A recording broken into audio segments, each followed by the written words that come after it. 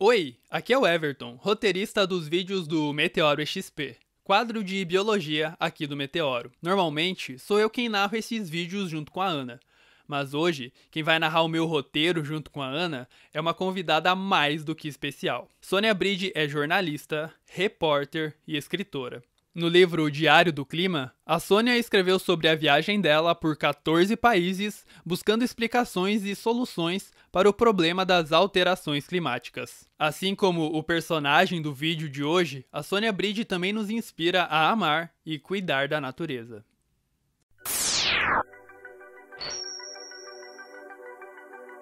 Quem foi o cientista que previu o aquecimento global, inspirou Darwin, ajudou Thomas Jefferson e encorajou a independência das Américas?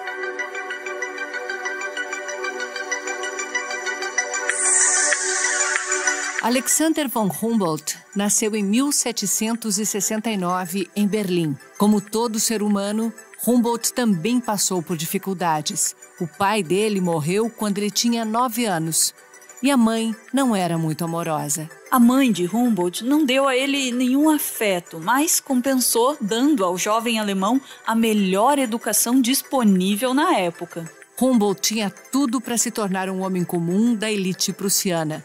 A mãe dele queria que ele fizesse economia, administração pública ou algo parecido. Humboldt deixou os próprios sonhos de lado para viver os sonhos da mãe. Até os 27 anos, Humboldt trabalhou como funcionário público, inspecionando minas de exploração de metais. Mas Humboldt achava tudo isso uma grande chatice. Ele queria mesmo era viajar pelo mundo e conhecer as coisas que a natureza dá. Nossa!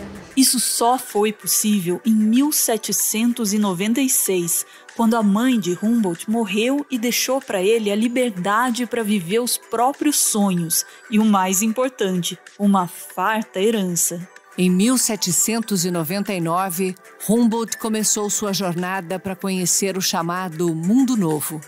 Humboldt foi um dos primeiros a vir para a América do Sul para explorar a natureza, e não os povos americanos. Humboldt era o louco das medições.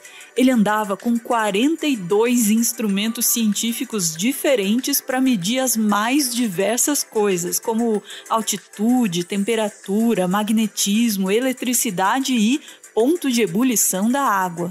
Ele tinha até um cianômetro, instrumento que é usado para medir o quão azul está o céu. Um dos primeiros grandes feitos de Humboldt foi subir o vulcão Chimborazo, no Equador, a montanha mais alta do mundo quando medida a partir do centro da Terra. Nenhum europeu havia chegado tão alto e ninguém jamais havia respirado um ar tão rarefeito. Humboldt não chegou no topo, mas foi quase. Faltou pouco mais de 350 metros. Para o Humboldt já era o suficiente. A beleza da paisagem vista do Chimborazo e talvez a falta de oxigênio fizeram com que Humboldt tivesse uma epifania. Ele percebeu que nosso mundo é um sistema formado por relações complexas entre seres vivos e ambiente, com conexões por toda parte. Nada, nem mesmo o mais diminuto organismo, poderia ser visto de forma independente ou separada. Tudo está interligado. Vendo a natureza como uma teia, Humboldt logo percebeu sua vulnerabilidade. Na Venezuela, os espanhóis tinham derrubado extensas áreas de florestas para plantio de monoculturas. O desmatamento tinha deixado o ambiente mais quente e mais seco, aumentando o deslizamento de terra e tornando as inundações mais frequentes. Já se passaram mais de 200 anos e a gente ainda não aprendeu a lição. Visitando os grandes centros industriais na Rússia, Humboldt também alertou que o desmatamento e que as grandes massas de vapor e gás de centros industriais estavam alterando o clima. A profecia de Humboldt se concretizou. O planeta em que a gente vive já está 1 grau Celsius mais quente que o planeta em que Humboldt viveu há 150 anos. As ideias de Humboldt inspiraram personalidades na ciência, na política e até nas artes.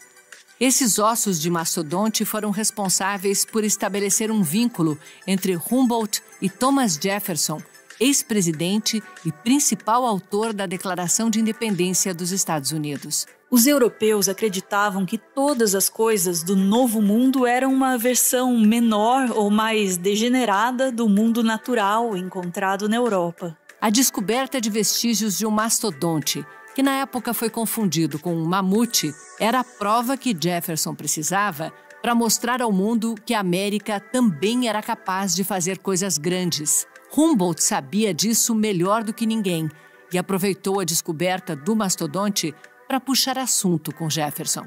Jefferson, que também não era bobo, estava interessado em uma vasta porção de terras na fronteira com o México, que naquela época estava sob domínio dos espanhóis. Humboldt conhecia as colônias espanholas na América, melhor até que os próprios espanhóis. Ele entregou a Jefferson um relatório completo sobre essas regiões, incluindo mapas, dados ambientais, sociais e econômicos. A ideia de Humboldt de que a natureza era em si mesma um domínio da liberdade também era admirada por Jefferson, que se reunia a Humboldt como um dos mais excelentes ornamentos da época. Humboldt foi o primeiro naturalista a associar o colonialismo à devastação ambiental e social da América. Humboldt percebeu que os espanhóis derrubavam extensas áreas de florestas para dar lugar a monoculturas que não eram destinadas à alimentação dos agricultores, mas sim à exportação, que rendia lucros somente aos colonos espanhóis. Humboldt escreveu: a monocultura e o modelo de produção agrícola voltado à exportação e ao lucro não criam uma sociedade feliz. O bem-estar público não pode ser medido de acordo com o valor de suas exportações. A justiça e a liberdade são mais importantes do que números e a riqueza de uns poucos. Mas os europeus não se importavam com isso. Eles chamavam a América de Novo Mundo porque acreditavam que a América era um continente sem história, que simplesmente tinha brotado no oceano. Mas Humboldt não considerava os nativos sul-americanos como bárbaros sem história. Humboldt não só reconheceu, como também se encantou pela riqueza de culturas, crenças e línguas encontradas aqui. O naturalista também condenava a escravidão, que chamava de o maior dos males. Nenhuma raça está acima da outra, porque são todas igualmente criadas para a liberdade, dizia Humboldt. Todas essas ideias inspiraram Simón Bolívar, um dos libertadores da América. Bolívar utilizou os livros de Humboldt para despertar nos sul-americanos um sentimento de orgulho do próprio continente. Bolívar se tornou amigo de Humboldt e até utilizou vários mapas desenhados pelo naturalista alemão para levar vantagem em confrontos contra os colonizadores espanhóis em terrenos desconhecidos. Bolívar se referia a Humboldt como o verdadeiro descobridor da América. Vários naturalistas também foram inspirados por Humboldt. Dentre eles, um jovem estudante e bacharel em artes chamado Charles Darwin. Durante a graduação, Darwin lia os livros de Humboldt, contando sobre as aventuras vividas na América do Sul. Os trabalhos de Humboldt não só motivaram Darwin a fazer uma expedição para explorar a natureza na América do Sul, como também deram orientações sobre como e o que observar e como escrever sobre isso. A irmã de Darwin chegou a reclamar, dizendo que de tanto ler Humboldt, Darwin tinha pego as expressões francesas floreadas dele. Antes mesmo de embarcar na expedição do Beagle, Darwin já conhecia a América do Sul pelos olhos e palavras de Humboldt. Depois de explorar uma selva brasileira e ficar maravilhado com tamanha beleza, Darwin escreveu: antigamente eu admirava Humboldt, agora eu quase o venero. Enquanto lia os relatos de Humboldt sobre onças e jacarés predando as capivaras, Darwin escreveu: que carnificina frequente na magnífica e calma paisagem das florestas tropicais. Mostrar como os animais caçam uns aos outros. Ah, que verificação positiva! Isso dá luz a uma teoria que talvez eu possa trabalhar. E Darwin trabalhou nessa teoria, que tinha como foco a luta pela sobrevivência. Isso deu origem a nada mais, nada menos que a teoria mais importante das ciências naturais, a teoria da evolução. Com toda essa fama, Humboldt chegou a causar uma crise de ciúmes no homem mais conhecido da época, Napoleão Bonaparte. No primeiro encontro entre os dois, Napoleão desdenhou do trabalho de Humboldt, dizendo: "Então você tem interesse em plantas? Eu sei como é. A minha esposa também tem." O ciúminho de Napoleão atingiu tal nível que ele chegou a acusar Humboldt de ser um espião, principalmente por causa de suas críticas ao colonialismo. Até hoje, os trabalhos e ideias de Humboldt têm influência na ciência. Aliás, algumas ideias bem malucas. Por exemplo, em 1800, Humboldt descreveu como os nativos pescavam peixes elétricos utilizando cavalos. A ideia é bem simples, é só colocar os cavalos na água. De acordo com Humboldt, os peixes saltam da água para atacar as pernas dos cavalos.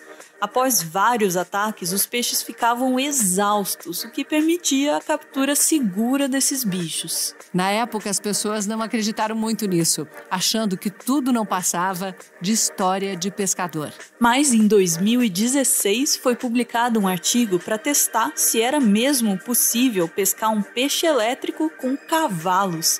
E por mais incrível que pareça, sim, é possível. Nesse estudo, os cientistas viram que esse comportamento de saltar antes de dar a descarga elétrica é um comportamento defensivo dos peixes elétricos.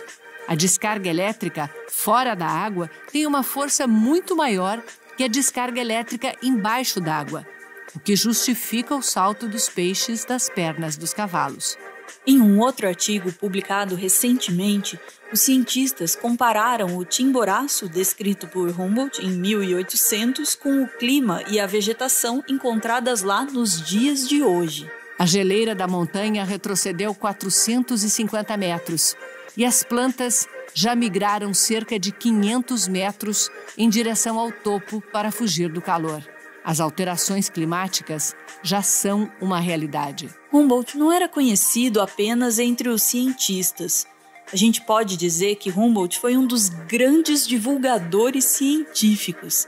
Ele fazia questão que suas cartas relatando novas descobertas fossem publicadas em jornais. O último projeto de vida de Humboldt foi também o mais ambicioso. Ele queria unir tudo o que se sabia sobre o universo em um único livro. Em uma carta para um amigo, Humboldt escreveu: "Tenho a grande ideia de descrever todo o mundo material, tudo o que conhecemos hoje sobre os fenômenos do espaço celestial e da vida na Terra, das nebulosas à geografia dos musgos sobre as rochas graníticas. Tudo em uma obra e em um trabalho que ao mesmo tempo estimule a linguagem viva e encante a mente." Humboldt sabia que unir todo o conhecimento do universo em um livro era impossível. Porém, mais do que um cientista, Humboldt era um sonhador.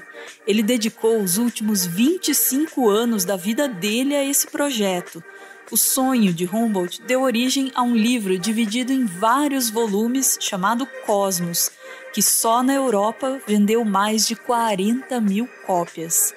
Humboldt morreu em 1859. Aos poucos, a história do maior naturalista de todos os tempos foi sendo apagada da memória das pessoas. De acordo com Andrea Wulf, historiadora alemã que escreveu a biografia de Humboldt, um dos motivos desse esquecimento foi a Primeira Guerra Mundial, que fez surgir na Europa um forte sentimento contra tudo o que era alemão. Mesmo assim, ninguém coleciona tantas homenagens quanto o naturalista alemão. O nome de Humboldt está presente em cerca de 100 animais e 300 plantas, 2 geleiras, 8 montanhas, 2 asteroides e até em uma cratera na Lua. Dentre as homenagens mais famosas, podemos citar a fria e nutritiva corrente de Humboldt, que nasce na Antártica e leva nutrientes para os peixes da costa do Chile e do Peru, o belíssimo lírio de Humboldt, o simpático pinguim de Humboldt, e a impiedosa lula de Humboldt, uma feroz predadora que chega aos 2 metros de comprimento. Todas essas homenagens são mais do que merecidas. Humboldt era um visionário, um verdadeiro amante do conhecimento. Como dizia Carl Sagan, nós somos a maneira que o universo encontrou de conhecer a si mesmo. Humboldt é o maior exemplo disso. Lembrar do amor de Humboldt pela ciência e pela natureza pode ser importante para inspirar mais pessoas, não só a conhecer, mas também a preservar esse pedacinho do universo do qual fazemos parte.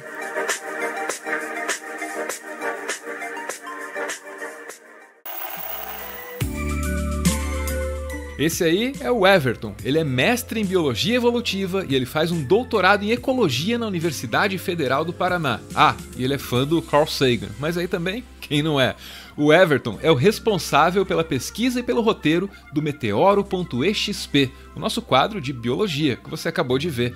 E o Everton também tá lá no Twitter com mais conteúdo sobre biologia, geralmente agregado na hashtag BiothreadBR, que tá aparecendo aí na tela. Eu ouvi dizer que o Everton fica feliz compartilhando um pouco do que ele conhece com vocês. Então, vocês podem colar lá no Twitter, se vocês quiserem.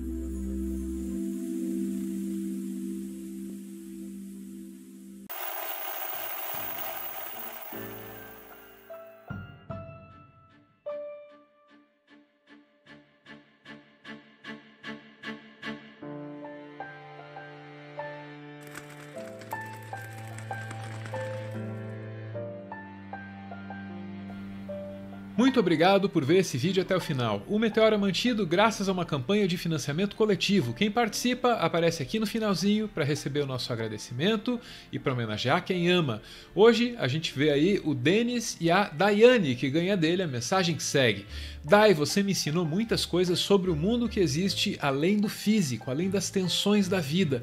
Muito sobre a beleza da vida que existe, mas que não se repara. Sobre como a felicidade existe até que ela vá embora. Sei que muitas vezes fui um tolo, mas eu queria dizer que aprendi. E quero você em minha vida para sempre. Te amo muito. Beijo, gente. Valeu!